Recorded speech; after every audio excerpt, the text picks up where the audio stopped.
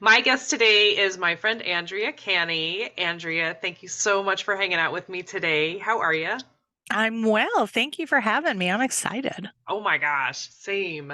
Andrea was in the when I first learned how to podcast a year and a half ago ish. I went to a workshop in Florida, and Andrea was part of the group. Andrea was a producer of a podcast, actually two podcasts, and now she's living in Cincinnati, which is where she's Yeah. from. And Andrea's got some big plans that she was mentioning to me, and I was like, let's see if we can put some oxygen, give this some oxygen, and get it out there, and maybe brainstorm and see if anyone has anything to add or suggestions or anything like that. So Andrea, you are in Cincinnati. You're staying at your parents' place, actually. hmm And you have been gardening and cooking up a storm and all kinds of stuff, but you have really big plans for that. Yeah. I mean, it right now it's definitely a blue sky idea because it would be a huge project, but I love producing big projects. I just have to figure out logistically, budget wise, how I would make it happen. But it's been after spending 30 years in Orlando and overseas and you know, I, 30 years in Orlando. I think I was away from Cincinnati for 34 years. I haven't lived here since the 80s. So uh, during COVID, the way things happened with the entertainment business, I ended up having to move back home. And I was very, very lucky that I had that luxury that my mom still has the house that I was raised in, not for my entire childhood, but the majority of my childhood. And it's on 2.5 acres in Cincinnati. And my dad was a huge gardener, always, everywhere we went, everywhere we lived, we always had gardens. And so I was raised with that whole mentality of reduce, recycle, and reuse before it was the cool thing to do, right? And my dad wasn't a hippie. He was just an Iowa boy who was raised in Wisconsin. So that's how he was raised. And he loved it. He was a systems analyst by trade. And when he came home, he couldn't wait to get into his scrubby jeans and his, he used to have, there used to be a cartoon character named Croc. And he had this Croc t-shirt, like in the Sunday paper, you could get I'm dating myself right now, you could get these iron-on things, and so he put it on this t-shirt. And oh man, I think I still have the t-shirt, but it is so threadbare. But he loved spending time in the garden, and of course, he made us kids, you know, were basically his hired hands that weren't paid, that had to help him and everything. And I wish I would have learned more. I wish I would have listened more, but Oh, I don't didn't. we all? Yeah, yeah, exactly. But I did have the luxury of being raised in a family where we grew the majority of our produce. There wasn't a lot that we had to go to the grocery store to purchase produce wise. And so we would harvest everything, we would freeze and we would can, we would share with our neighbors, we would take it to the free store. My dad even thought he would cure my shyness by making me sell produce out in the front yard.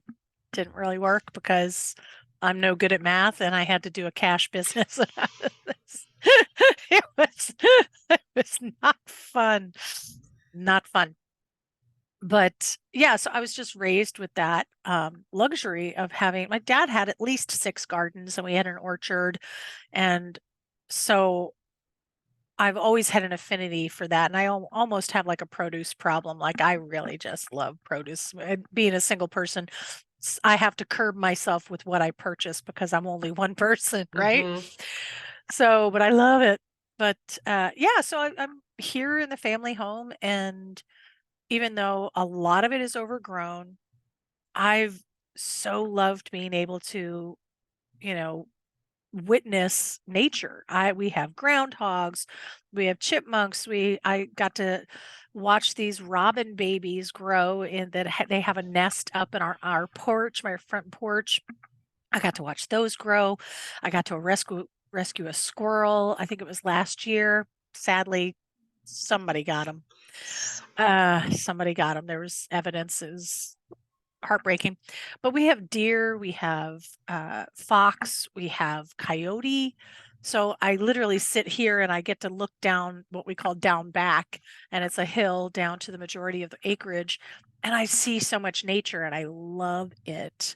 So they love it here because a lot of it is grown over, you know. They don't really have a garden per se to steal produce from.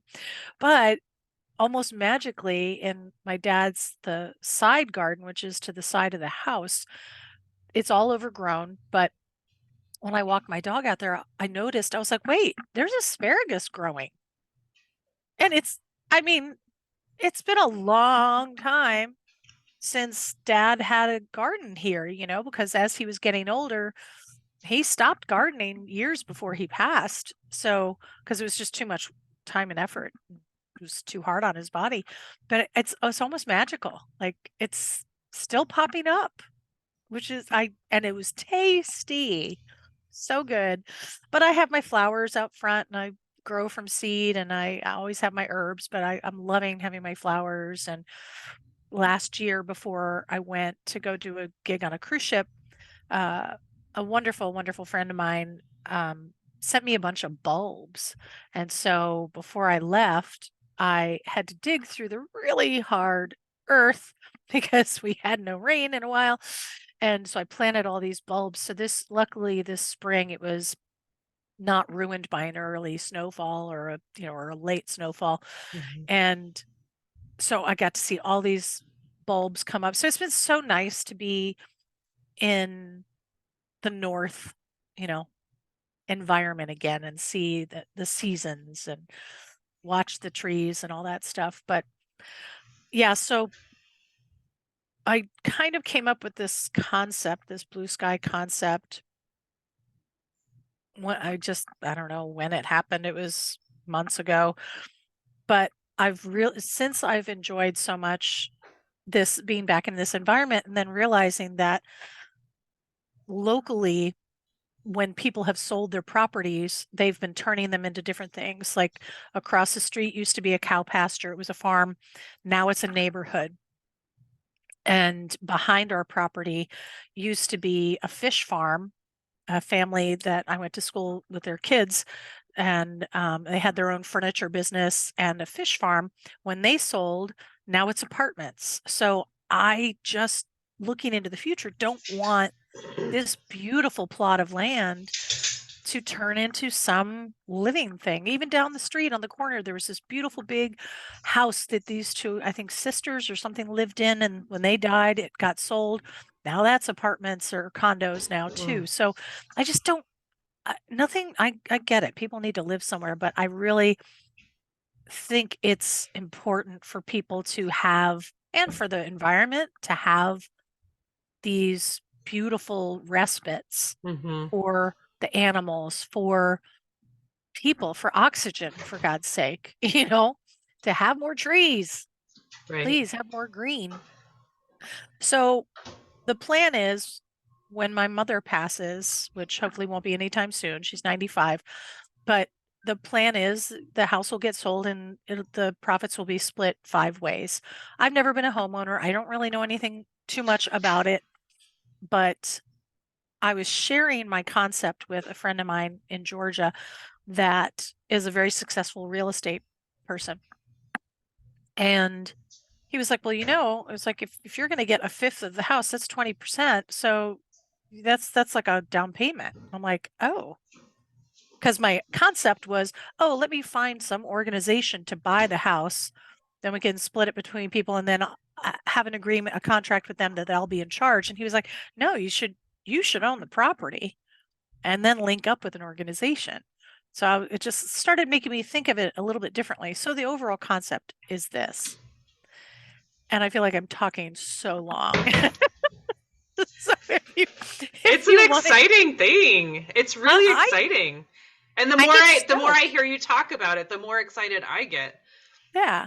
I get excited about it because I figured this is one, I think it would be something I would be passionate about, right? And I would be able to take the skills I've learned as a producer and wrangling people, and I'm a natural born connector. So I know that if I talk, and I'm so grateful for you having me on, because I want to talk with like-minded people who might be able to help me make this happen, because I think it's a pretty freaking cool idea. We were not only raised with the reduce, recycle, reuse mentality, but very much a family of service, and so when we had our produce, we would we would freeze, we would share with our neighbors. I would be selling out on the front lawn, and my dad and I would go to the free store and drop off things like when we grew potatoes, like potatoes, tomatoes, anything that was an ado. When we had those, zucchini, good God, cucumbers, there's only so many pickles you can have in your pantry. And for me, I'm like, the more the merrier. I'm a big pickle fan. But Same. but it was very important to our parents to share, and we were lucky enough to have the land and dad having the interest in doing it, but it wouldn't have been as sweet if we didn't get to share it with people too. So my idea is I would love to be able to purchase the house and, basically buy out my siblings, right? Get them the split that they Mm-hmm. need. And then I would want to create I would assume it would probably be a nonprofit. I don't know, but like an organization where it would be about sustainability, agriculture, and education. And there are so many people in the Cincinnati area that, live in parts of town that do not have access to fresh produce or don't have the income to buy fresh produce. And they don't have access to any land to grow it themselves, even if they knew how to. So I think it would be cool if I could link up with somebody who does know all that information about the sustainability, like how to make the necessary changes to the land, of like, where do we want to keep it? Because I don't want to like clear it out, just have gardens. That's it. Right. I want the animals to still have a lot of area that they can utilize, As when we first moved here, we had a pond, but it was not taken care of. So it was so filled with silt that my dad eventually found out he researched how to drain it. Mm. And so we still have a creek down there. But that stuff is so overgrown. It's like I hardly ever go down into it because it's a lot of ducking under low trees and stuff and bushes. But there is still a creek down there. I would love somebody who knows all about that stuff, about let's come up with a grand plan of what's going to benefit the animals, what's going to give us the room and access to the soil in order to have different gardens in different places. And my goal would be to have a program to where we bring in children from these areas and we mix it with it's education, but it's a whole bunch of fun. Bring them in for the afternoon and say we'd have lunch and we'd say, okay, today for lunch, we're using this list of produce, right? Let's teach you how to cook some of these things. We teach them how to cook it. We all eat, we have a good time. They play outside, they do some stuff. And I'm like, okay, also today, what we're going to do is we're going to plant the seeds for that produce that you had Just lunch. ate, yeah. Just ate, right? So this is how we're going to plant those seeds. We do that. Great. We teach them a couple other things, send them on their way. Great. Go home. They come back at another time where it's like, okay, guys, this is the progress. And this is something where I'm thinking we could also, if they have access to the computers, we could have a Facebook group, and show them the progress. This is week 5 of the seeds or week 2 or whatever. And then bring them back, say, now it's time to put them in the ground. Again, here, we're going to cook a lunch with some of the other produce, this is another meal you can make with this produce. And then let's go plant them. Teach them about how to do that. How do you water them? How do you weed? How do you do all this kind of stuff? Do more games, more education, send them on their way. Bring them back another time where it's like, okay, now these are the things you have to know about. Now it's time to put up cages around the tomatoes or for our beans. And these are the things. Just teach them all this stuff, but make it super duper fun, right? Mhm. Because they can, even just the backyard, they can roll down the backyard. I mean, kids are kids. They need to be able to be in nature and enjoy themselves. Teach them about the birds, anything, Right. something. I was thinking Um, that too, like identifying the bugs and the birds and stuff like that. mhm. I mean, an herbalist could come and like teach people how to Mhm. um, identify, the different weeds and what they can be used Yep. for, and that they're not just for mowing or whatever. Yeah. But I There's love that. somebody I follow on TikTok, Alexis Nicole, and she's a forager, and she is incredible. She's just so vibrant and funny, and I just adore her. I just would love to meet her, and I just think it would be so cool if she could come down for one of Hmm. those and be like, come down, she could stay with me and then just like walk her around the property and go, tell me what you find, and then bring the kids, and then she's just so vivacious. She's incredible. And see what we can do about that, Yeah. teach them about the trees. There's so much education that they could learn. Like you said, I love that about the bugs. I remember when I had to do a bug collection, it was like a freaking cornucopia of bugs, tons of Right. bugs. And we actually have like our old chicken shed well, was until last weekend when my brother-in-law came and chainsawed a lot of stuff, but like overrun with a lot of grapevines. But I just don't Oh. know. Like I was like, I could get rich off of these leaves, but I don't know if they're edible ones or not. You know what I mean? So Mm. like having somebody who can tell you that, because I'm like, I'd harvest them, sure. I'd put them in, I'd get a big vat of olive oil and sell those, would be great. Um, and then so bring the kids back at these various stages, right? And then the big coup de grace would be, if that's the right phrase, the big hoity-toity thing to do would be bring their families for harvest, right? Yep. So those of us who work here or whatever would be harvesting some of this stuff prior so we can make a great barbecue. We're like, guys, this time we're going to make lunch. We're going to, you guys go out, take your baskets, have fun. You can play games or whatever, but go harvest, and you guys get to keep what you have in your basket. They get to take that home and then give them recipes. We could even bring them at different times to cook things, just cook meals. And these are different ways that we could do canning, we could do freezing, we could do all the preservation, like the whole thing, like you probably do with the eggs. Like I'm allergic to eggs, but it's fascinating that you can put eggs in water. What is it, like salty water or something? Like you can store them for months at a time. Oh, lime. I think it's lime. Lime, yeah.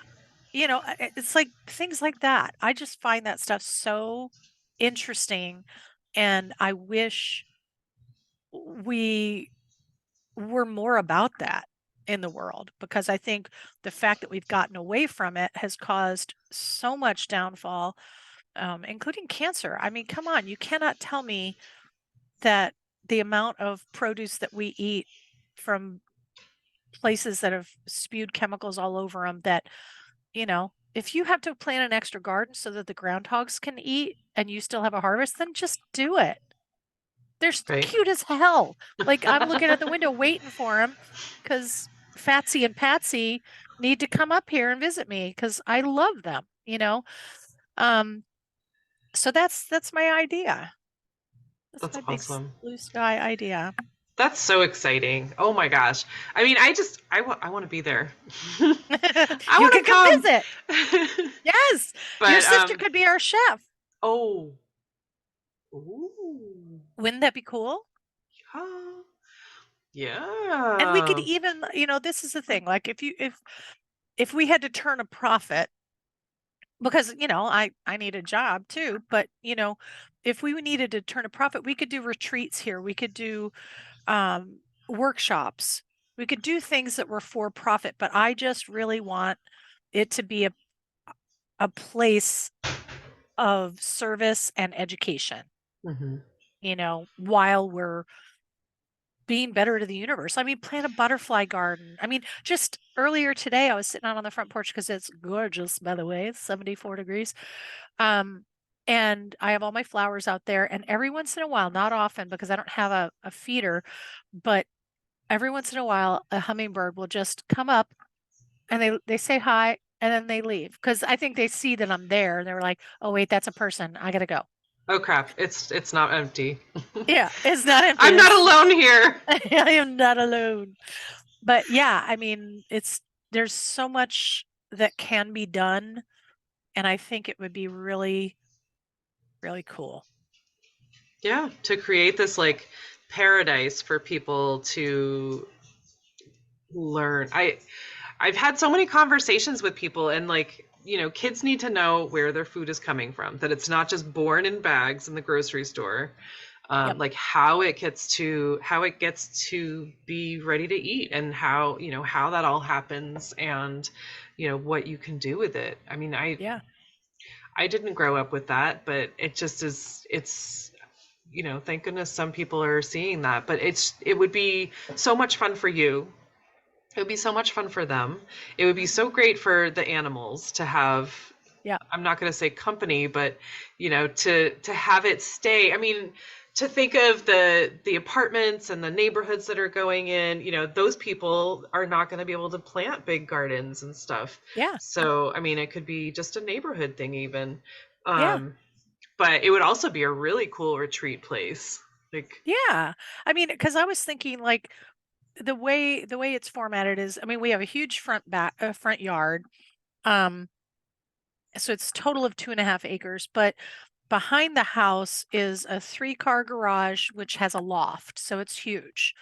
And that itself, if we fixed it up, I mean, the roof is pretty great still. If we could fix that up, that could be a place where we, have artists retreats. Like people come in, let's work on art, bring your easel, or we have a couple of easels, whatever, do some stuff in there. I mean, that would be really, really cool.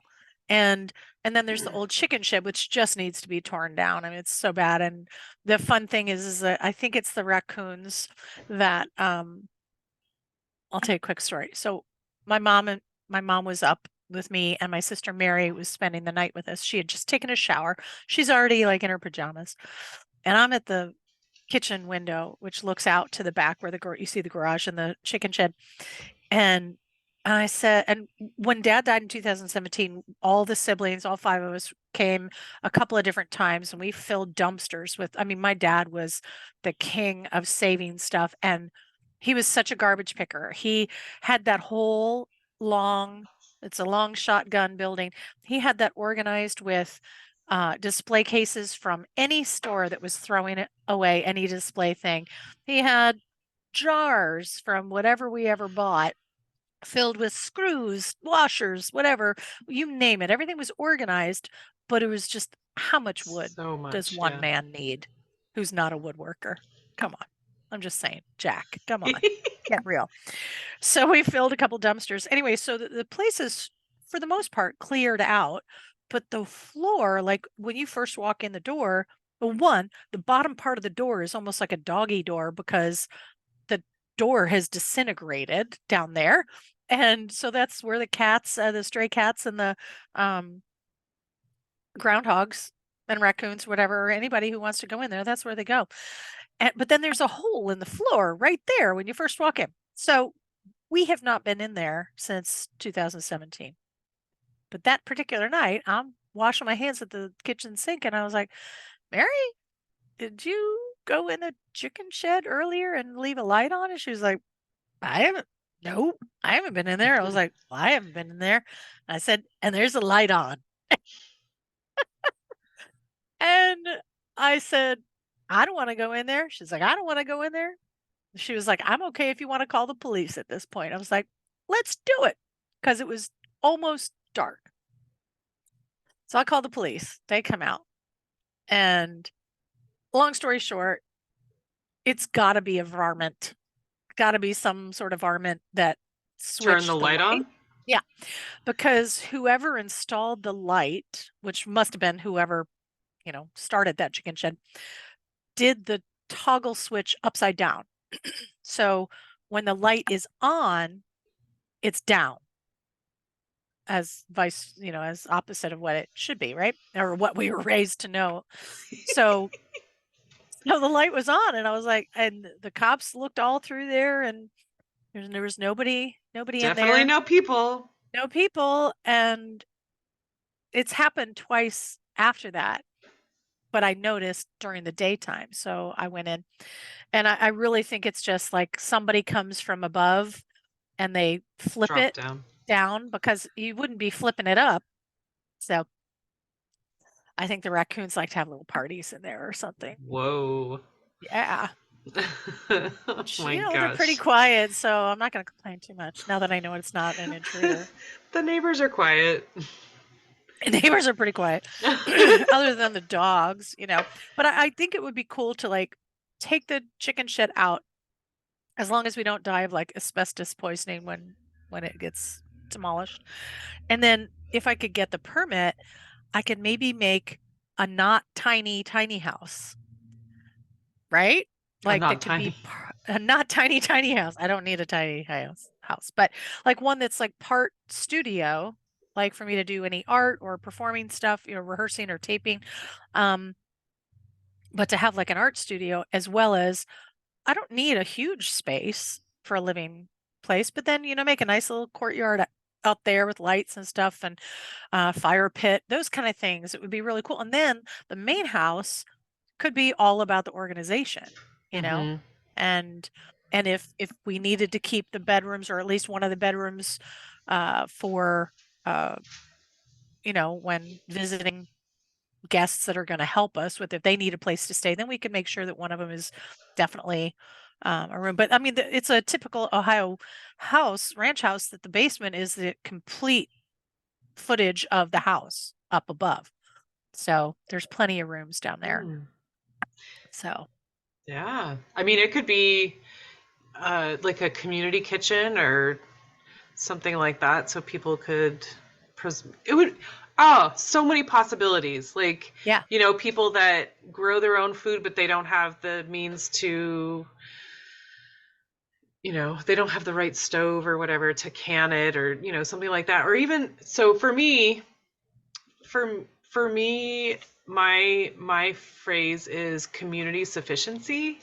And I know that you would be totally into this, but like, yeah, even just gathering together to preserve things together. Like, I pickles love that. are pickles or tomatoes or whatever. Like, if you don't have to do it all by yourself, Yep. it goes so much faster. And maybe you don't need 100 jars of pickles, but you can share them with your helpers or Yeah. whatever. Or Um, you have a crop that you have plenty of that, and somebody else has a different crop that they have too much of, and then you share it. I love that idea. I yeah. love that.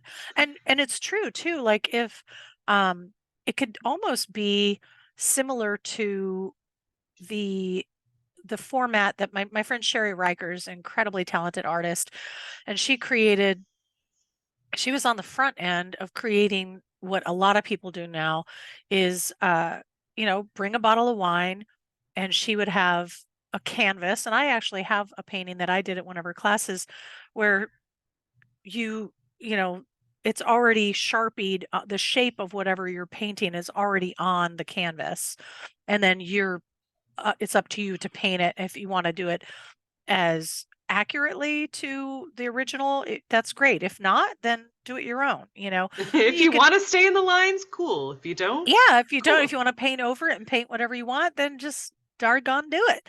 Um, but it could be similar to that too. Like, hey, Saturday or Sunday afternoon, we'll have mimosas and canning, cocktails and canning. Oh And my gosh. the fun Andrea. thing is what's my last name? Canny. Ah, hilarious. Come on.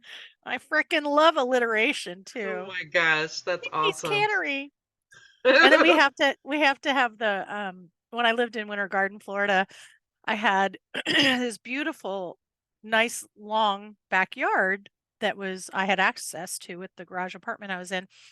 And so I had the production company I used to work for, they had these stages that they were getting rid of, these two big panels that they were getting rid of. And I was like, if you bring them to my house, I will put them in the backyard.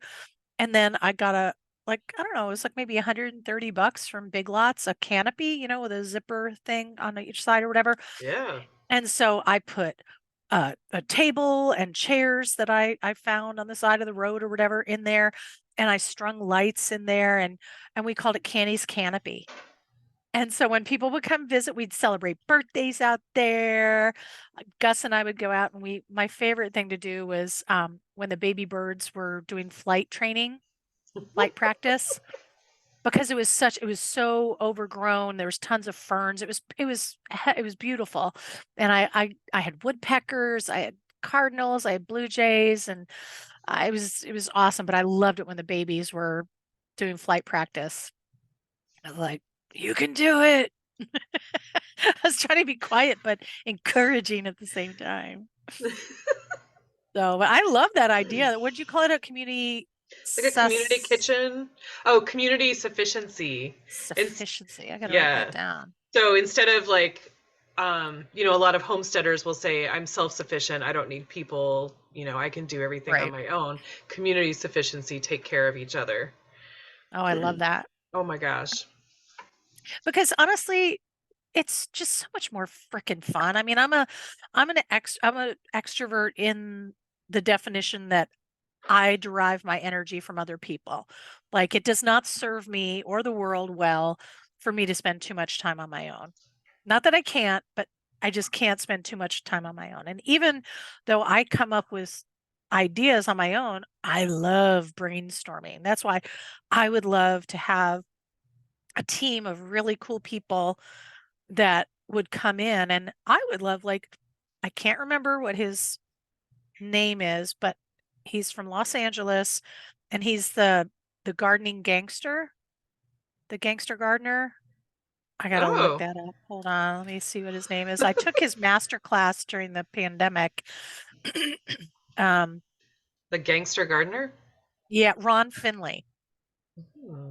Ron Finley. He is fabulous, and he started that when he was in Los Angeles, and he started by making a garden out of the grass in between the land that's in the soil that's in between the curb and the sidewalk. Oh, I reached out to him. Oh, yeah, he's fabulous. Yeah. That's Yeah. genius. Yeah. Yeah. And yeah, and I can't remember if he got arrested or almost arrested, was threatened with arrest or whatever, but I took his master class from that Cool. format called for master class or whatever. But it was just fascinating. His story in general is fabulous. That he was like, look, he was like, people here don't have the produce. If they want to come help me weed, if they want to come do this or whatever, they can do it. And it's exactly it. He was looking out for his community. Mm-hmm. But now I like, gosh, how cool would it be? Bring him in here. You know what I mean? Like, Yeah. it would just be really cool. And maybe we could even do retreats where we bring in corporations, like a team building retreat, right? Bring them in here for a Maine time where they get to learn these different things and see how we can, and that could be part of my job as a, person in the entertainment business, figure out how we could, I mean, we wouldn't be housing them here because we don't, it's not like we're a dude ranch, but, find some way to build it into team building, but also some sort of lesson for them so that they can be better leaders or be better at their job. That could be Yeah. that Oh could my be cool. gosh. So many possibilities. That's so awesome. Oh my gosh. How exciting is that, everyone? Oh my gosh. Like, so if you have ideas to share, if this inspires you, it would be so cool if somebody else wanted to do this somewhere else. Like, and do like not like a chain or a franchise, but just like, team across the country or whatever, and like share ideas and, Yeah. stuff like that. So if you have thoughts about that, if this jazzes you to death, like you just need to be part of this in one way or another, I want you to contact Andrea. Yeah. Or contact me and I will contact Andrea. I'll get you in Yeah. touch. Yeah, But because I mean, because the reality, the reason why it's a blue sky goal for me right now or idea is I don't have a full-time job. I'm piecing together whatever kind of work I can. Um, and I don't have the money to buy this house. But I also believe that if people are really passionate about something that it can work. I even had a friend who also does real estate or is knowledgeable about real estate, is certified and all that stuff. That's not what she does for a living, but she said that she was like, the first house I bought with an investor. And then we started buying houses together. So I'm like, whoa, it's stuff I didn't know. And I wouldn't have known that had I not brought it up to her when she was here visiting. right. So it's intriguing. I do care about this land, but I also want to make sure, to me, I also had the idea, why not make it a reality show? Call it Legacy Land. Again, with the alliteration. I know I'm annoying, but annoying Andrea. Let's see, I do it again. Um, I can't stop. I can't stop it. I can't stand it. But yeah, call it Legacy Land. And if they're if people are shows are putting those, I used to watch that show with Ty, whatchamacallit, the guy who yelled all the time, good looking Oh guy yeah, who yeah. Home Improvement? um No, not Home no, Improvement. it was the Something one like where they were that. like, move that bus. I used to watch that show all the time because it was inspiring. But the reality for a lot of those people were that they also did not have the income to sustain the power bills and all those different things afterwards. That's why they started paying people's mortgages and stuff like that, right? So, um, Right. but I think this would be a really cool way to just inspire the rest of the world to preserve. We were not the first people on this land. We all know that, but Right. to preserve what nature is supposed to be about. It's sustaining us and Right. us giving back. Preserving the green space and Yeah. I Yeah. mean, what better subject for a reality show? I mean, if we're not going to be like completely ridiculous and Yeah. unrealistic, just like, how about Yeah. let's grow things and learn how to Yeah. preserve? Yeah. I mean, a lot of I spend way too much time on TikTok, but the majority of it's either dogs, frankly, or naked cats, hairless cats, um, or gardeners. Do you follow Red Leaf Ranch at all? He's in Tennessee.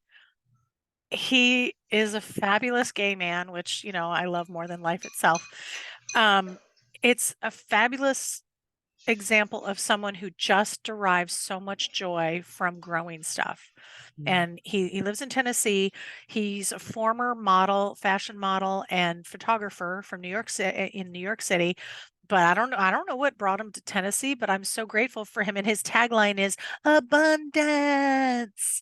And now his mom lives there. I can't remember if he's Puerto Rican or if he's from somewhere else, but he's bilingual. But like he's got a chicken that, oh, what's his name? He's got a rooster that I think before he knew it was a rooster, he called it a girl's name. But oh, Olive. He was, he'll be talking about stuff, and he was like, then you'll hear the rooster, and he'll be like, "Shut up, Olive." Shut He's your hilarious. beak! Shut up. But my like, if it were a guilty pleasure, is watching people harvest produce out of their gardens is my guilty pleasure on TikTok. That ranks very highly up with dogs. I just really get jazzed about it. Right, I freaking love it. right. Love it. Same for me on Instagram. I Yeah. I follow Yep. all the gardeners. Yep. Yep. It's Cool. it's fabulous. All So right. So, all right. So you're in Cincinnati, Andrea, and you're an actress I am. and you do all kinds of stuff because you produced podcasts. I I do a really, lot of different things. I mean, that's what happens when you're 57, especially as an entertainer, is you've had to learn how to do a lot of different things because there's not always work. I'm in that phase of my life where I am overqualified. Mhm. And I've struggled for the last 3 years finding any kind of full-time work because I'm also in a different demographic now, as an actor. I left Orlando because there was no more work for me. Everywhere I applied, um, you know, would not have me. And it's most likely because I was overqualified. My favorite one was when I had an interview for Publix to work at the deli department and I didn't get it. And You the think I can't make a sandwich? oh, look at this fluffy gal. She likes a sandwich. She likes a Dagwood sandwich. But I just had to chuckle because I was like, I'm not going to say anything to him, but to all my friends, I was like, oh, I may not be able to work. You're not going to hire me for the deli, but you just freaking enjoy watching me play a deli manager at Publix in your freaking training video. So there, boom. Uh, As I literally do. Like I would have been watching myself. But no, I didn't get the gag. But it's things that I'm very qualified for, or just about any average human is qualified for. I was not getting because one, when you're a woman and you're older, you're invisible. mm. Two, I'm overqualified for a lot of jobs, even jobs in the arts. I had an interview that I thought was going really, really well, but it was for two jobs at a local arts organization. And I didn't get the gigs, but the comment was, and everything was going great. We were really doing well, but she was like, well, I hope you realize that these positions don't require 30 plus years of experience. And I said, oh, certainly not. I said, but it sure couldn't hurt, could it? Right. And she was like, oh, well, no. I'm like, okay. And then with the salary, she was like, well, it's not going to be commensurate I was like, I get that. Commensurate to my experience, I'd love to come in at the top end of this budget-wise, salary range, but you're not going to get 70% of my effort based on if the salary is 70% of what I think I'm worth. So it's just a very interesting time of life where I'm realizing it's my time to create my own stuff. Mm-hmm. And so I've started a virtual assistant business that, again, it's a lot of stuff. So I'm having to rely on friends who know a little bit more about how to present that to people without overwhelming them, Mm-hmm. but there's different categories. Like I help people with the tech aspects of like editing how to start a podcast, editing the podcast, social media, graphics, video, written word. During the pandemic, I've proofread novels for friends that have published their own novels, and proofread and edited scripts that are being published, things like that. Creative ideation, people who need just someone who's got a brain that thinks out of the box like I do. I can't help it. It's just how it happens. And so various aspects of my experience, I'm now putting it out there that if people need that help or even the instruction, like I've got a friend I've been helping, and I'm a pretty darn patient person. I was lucky. My dad was a systems analyst, so we had a computer in the house in the 70s. Dad created a software program for me to test myself on genus and phylum and stuff for biology. So I've been around a computer for decades. So there's a lot. I'm not an expert by any means. I'm not a IT expert or techie, but for people who really don't feel comfortable in front of the computer, I can help them become more comfortable, Mm-hmm. and empower. I do well with people. So there's all these various things that I can offer to people. So that's one big project that I've been working on is creating my own virtual assistant business where I either teach people how to do things or I just do it for them. So Awesome. yeah. Wow. And Um, also trying to act and auditioning for things. And and fun that fact, guess what I auditioned for last week? What I had to videotape myself in. I can't even. What? Tell me. Hmm. I Hmm. usually like to make blooper reels out of my auditions because you do a lot of takes. This one, I just can't do it. I can't do it to myself. It was for always discreet underwear for, pee pants, adult Yep. adult pee pants that my mom wears. She's 95 though. I'm 57. I had to do that. I had to videotape myself in a bra and black pee pants. They can be very attractive. I've It had would so pay many ads pop in front of my feed lately. it would pay $27,500. I would take their money and Not even feel bad about absolutely that. not even feel bad about it. I'll be like, I don't care. You want a fluffy lady in some pee pants? I'm your gal. I'm your girl. That's I'm your right. gal. Wow. That's cool. Wow. And that's another thing too. Like if you mix the idea, if I get this up and running, I could create my own reality show and just do it on YouTube, for God's sake. And just document the whole thing because I can host Heck yeah. and just freaking document the whole damn thing. And then maybe we'll get some big sponsors. I don't know. I just would love to see it happen, But Me I'm too. also highly aware that my dog's staring at me right now.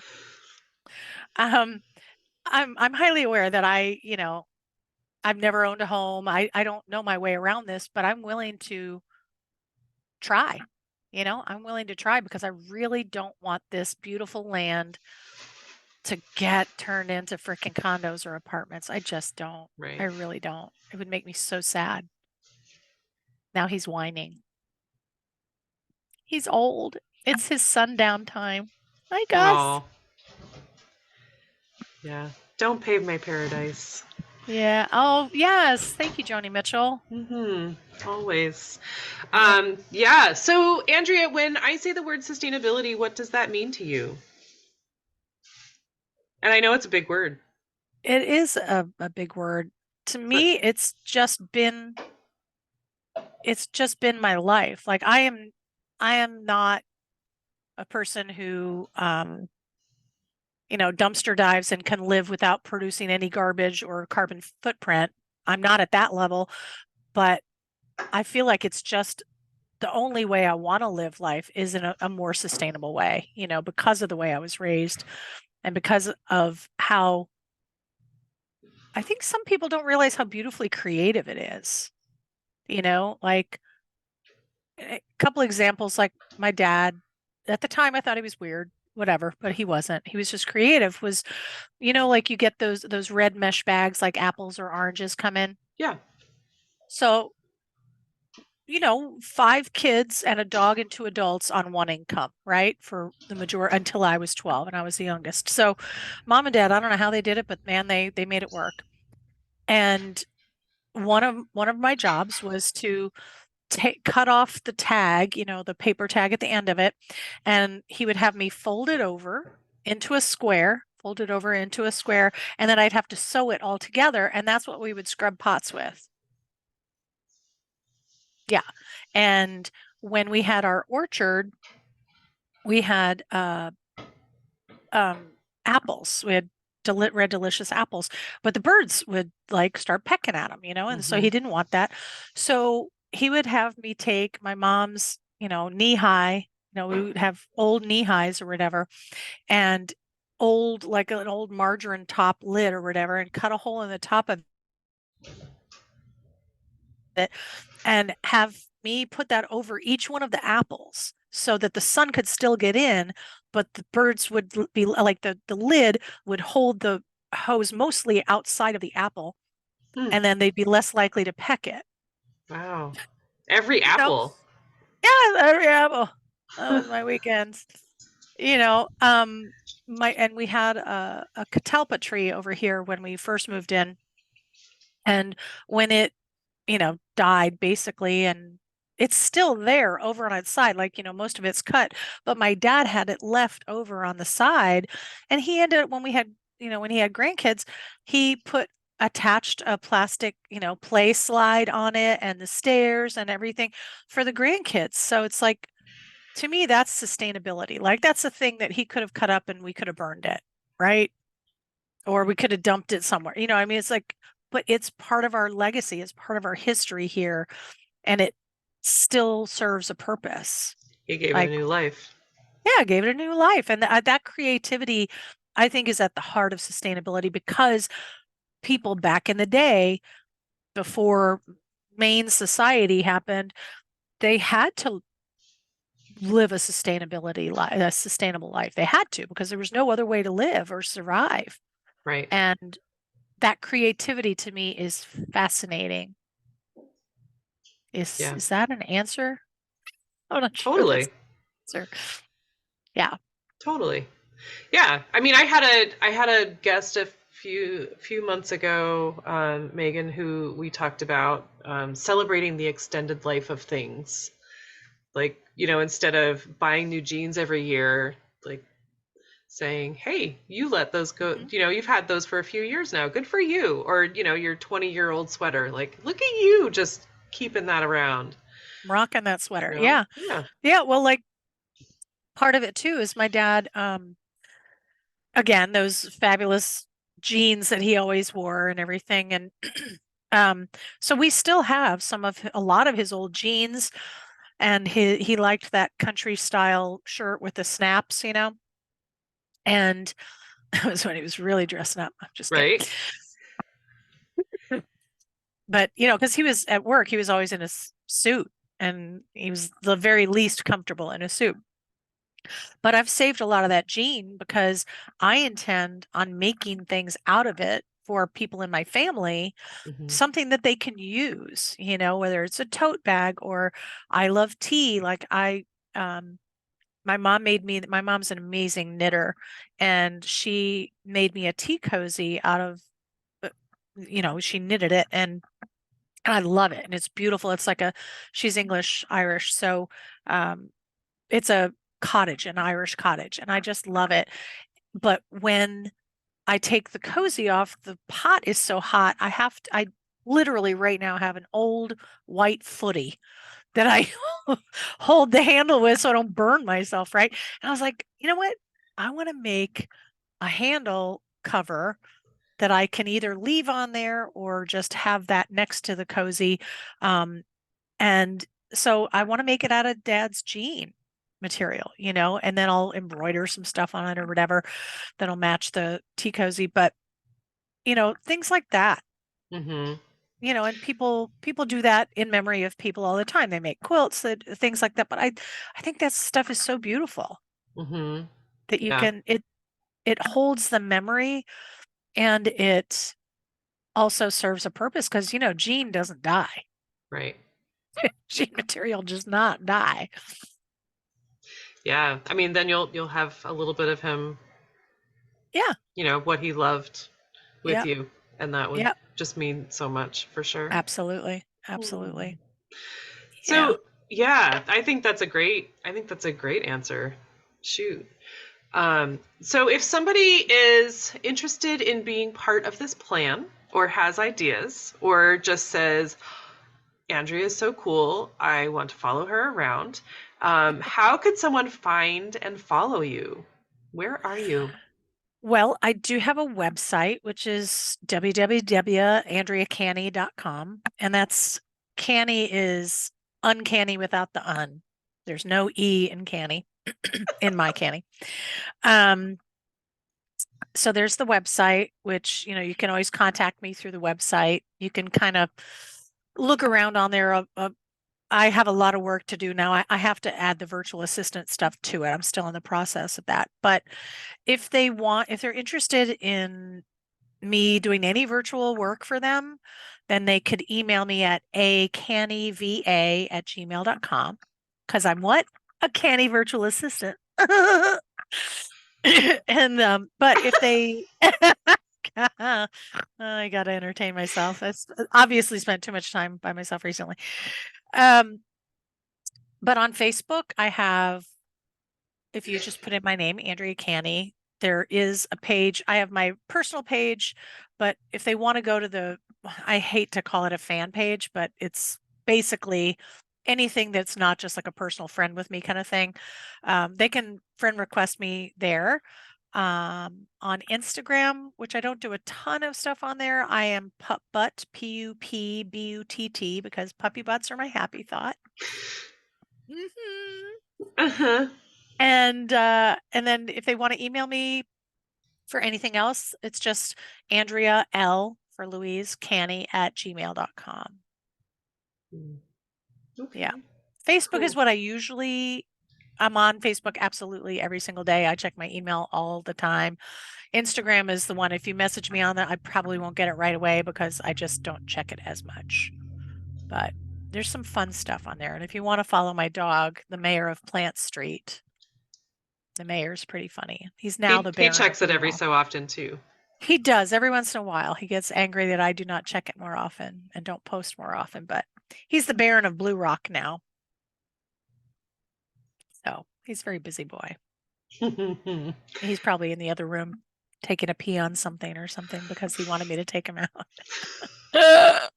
Oh, well. Oh my. Awesome. That's so cool. It's so cool to catch up with you. Oh my Oh, it's gosh. so And great to catch up with you. I am so psyched about this plan. Thank you. I really, really, really, really want to make it happen. I just think it would be super cool and could be a lot bigger than I think it is. But that's why I really would love a team of people who I could trust. That's the issue, is people I could trust to make it work, Hmm. because I really love being part of a team. And I also love being a team leader. Like if I get, when I produce fundraisers or gigs or whatever, if I get to put the team together, that's my favorite thing because I know those people with those skills and their integrity level that I can trust that it's a no-brainer. Hmm. We come together, we put the plan together, and we make deadlines and plans and all this stuff. And all I have to do is check in and be there to do what I have to do. I don't need to micromanage anybody, but I would definitely need a lot of help with that. I don't Sure. even know what to call it. A program, organization. I'm not sure quite Hmm. what to call it. Well, there's still time. A cool ass plan. That's what I'll call it. That's right. The cool ass plan. I got Canny's cool ass plan, Oh man. my gosh. I can't stop myself. Oh my God. What's wrong with me?